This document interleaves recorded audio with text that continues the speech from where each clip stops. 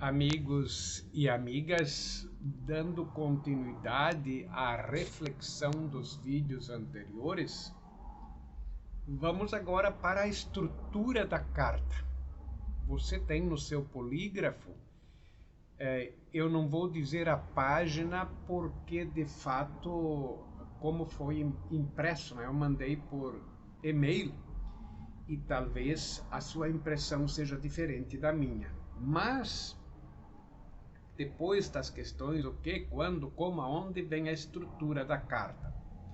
E nesta estrutura da carta, está no polígrafo e também nos slides que eu coloquei no sistema, aparece então 6 itens. A introdução, depois primeira exortação aos cristãos de origem pagã. Depois uma segunda exortação, conduta entre os pagãos.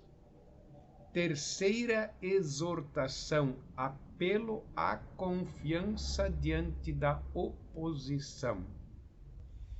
Quarta exortação, determinação diante das perseguições. Aliás, desculpe, determinação diante da perseguição.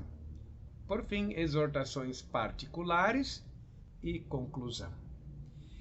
Levando em conta tudo que nós falamos dos estranhos deslocados, arrancados do seu ambiente, vivendo como peregrinos durante um período num país estranho, não sabiam para onde iam, de onde vinham e coisas dessa natureza, nós vamos agora pegar o que Pedro, o autor, né, que não é o próprio apóstolo Pedro, o que ele de fato queria. Eu vou pegar a primeira exortação, como está na estrutura nosso polígrafo.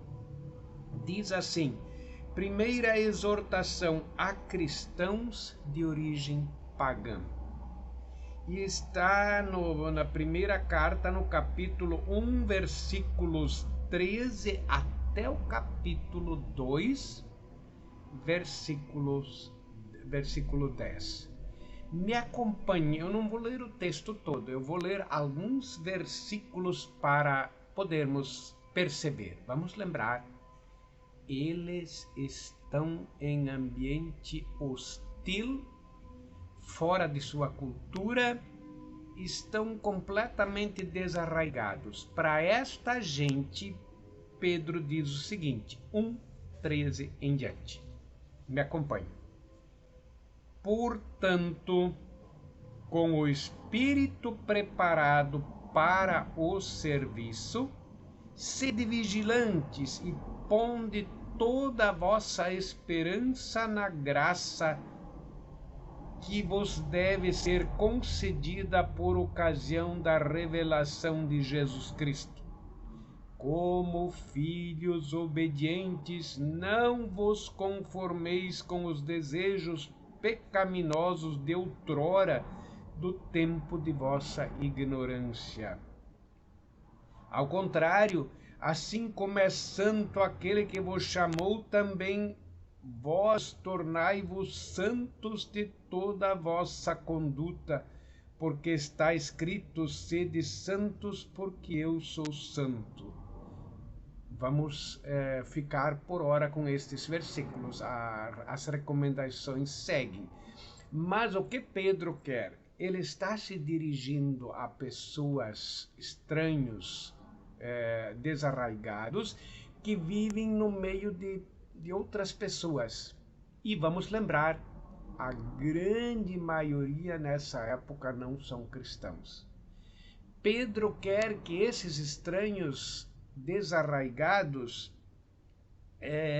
tenham uma vida de serviço, de humildade, de esperança, obedientes, mas não se conformando com a vida licenciosa que antes eles viviam, no tempo da ignorância, ou seja, quando vocês ainda não conheciam o Evangelho. Nós sabemos que esse pessoal do mundo grego levava uma vida na licenciosidade. Ele quer que agora eles, como pessoas agora convertidas, completamente desarraigadas, mas que levem uma vida exemplar, para que aqueles que de fora olhem possam ver o bom exemplo deles.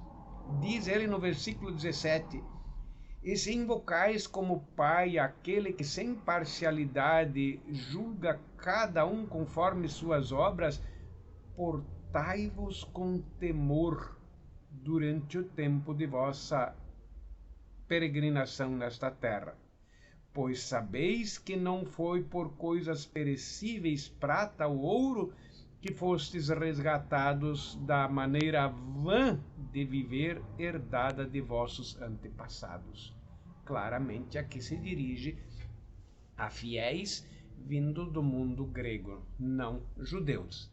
E para nós terminarmos essa primeira perícope, nós dizíamos que vai do capítulo 1, versículo 13 até 2:10. Por isso eu vou ler 2, 9 e 10, para nos situar dentro deste contexto de pessoas desarraigadas.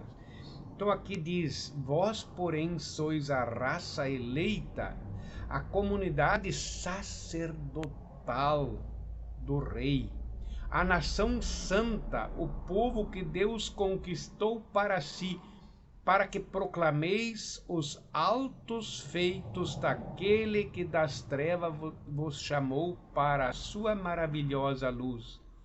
Vós que outrora éreis, aliás, vós que outrora não éreis seu povo, mas agora sois o povo de Deus. Vós que outrora não tinhais conseguido misericórdia, mas agora conseguistes misericórdia. Isto são maneiras do autor encher o ego desses cristãos desarraigados que vivem como joguete no meio dos estrangeiros ou dos povos locais, né? Eles são os estrangeiros. Então, eles agora são uma comunidade sacerdotal, tirada do livro do Êxodo, a ideia. Uma nação santa, povo sacerdotal. O Vaticano II, vamos dizer assim, resgatou esse conceito, falando do sacerdócio comum dos fiéis, não o sacerdócio ministerial do padre, mas todo batizado é sacerdote. Então diz: vós, porém, raça eleita, comunidade sacerdotal do Rei, nação santa, povo que Deus conquistou para si. Vocês devem levar uma vida tão santa, porque outrora, diz no versículo 10, vós que outrora não éreis seu povo, mas agora sois o povo de Deus. Eles foram pessoas que, através da mensagem cristã, se tornaram o povo de Deus. Vivendo nesta situação precária, a comunidade de fé era para eles um novo lar. Paz e bem.